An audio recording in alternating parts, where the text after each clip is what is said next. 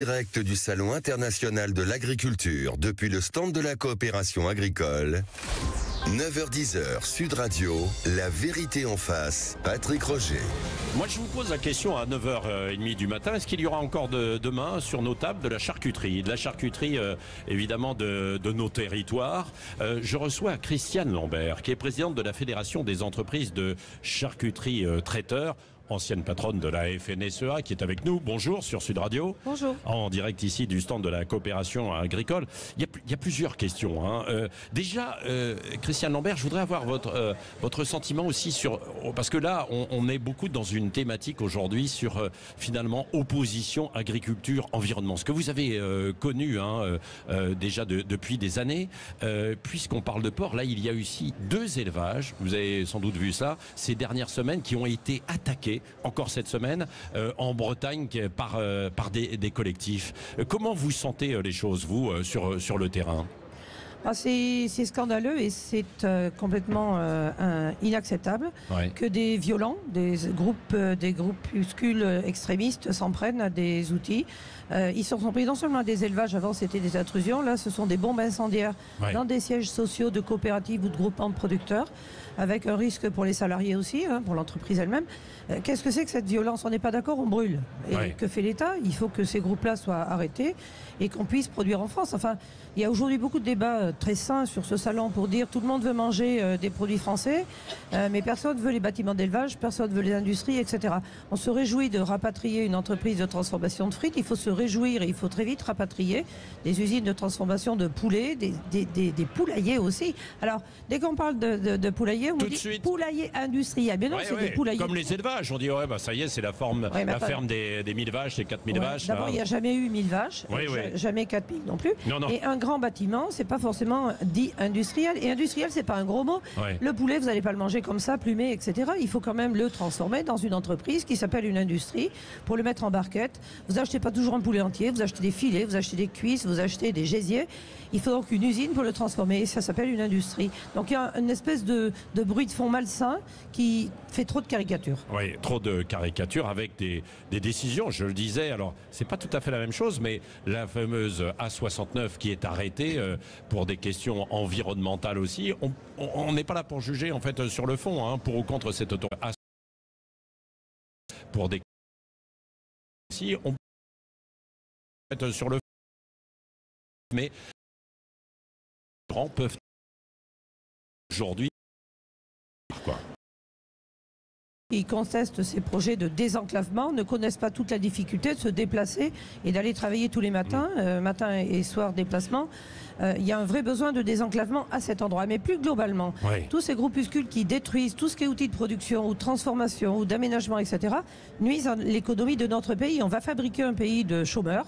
De chômeurs consommateurs, si on n'a plus d'industrie, si on n'a plus d'activité économique, alors que d'autres pays performent parce que l'alimentation est en augmentation de demande à l'échelle de la planète, la France, pourquoi en France nous avons un déni de cette réalité? Venons-en à votre sujet aujourd'hui, ce sont les entreprises de charcutiers traiteurs. Il y a une menace aujourd'hui que 30% des entreprises représentées soient en difficulté car elles n'arrivent pas, c'est ça, à faire face aux exigences des distributeurs? C'est une étude de la Banque de France qui est parue en octobre 2024 et qui fait le résultat sur l'exercice 2023. 33% des entreprises étaient en négatif. Pourquoi? Parce qu'il y a eu des augmentations de charges très importantes. Alors le prix du porc a augmenté, c'est très bien pour les producteurs qui se refont une santé après des années difficiles. 45% d'augmentation sur l'électricité, 13% sur le travail, 20% sur les emballages, bref, des hausses partout. Et les distributeurs aujourd'hui dans les box osent demander des diminutions de prix. Moins 2, moins 3, moins 4, jusqu'à moins 6%. Et ça vous met en difficulté?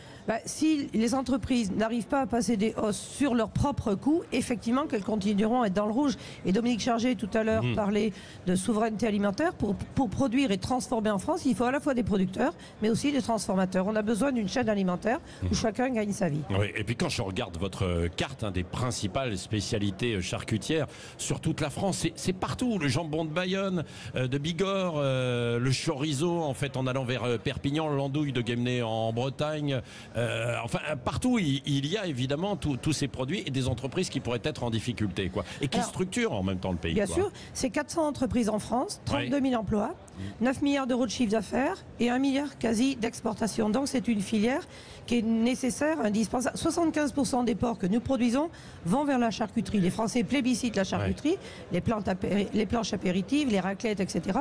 On dit souvent que la France est un très grand plateau de fromage. C'est aussi un très grand plateau de charcuterie.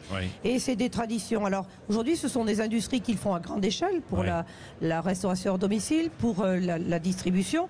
Mais ce sont des recettes artisanales. Si je vous parle du pâté Picard ou si je vous parle du jambon de Bigorre, c'est pas du tout la même chose. Mais derrière, il y a des producteurs, il y a des emplois et c'est pour ça qu'il faut les soutenir. Qu'est-ce qui peut se passer là? Parce qu'il y avait une date butoir là, non? Oui, il y a toujours la date du butoir du 1er mars. Bah oui, c'est-à-dire que ça y est, nous y sommes. Certaines de mes entreprises n'ont rien signé du tout.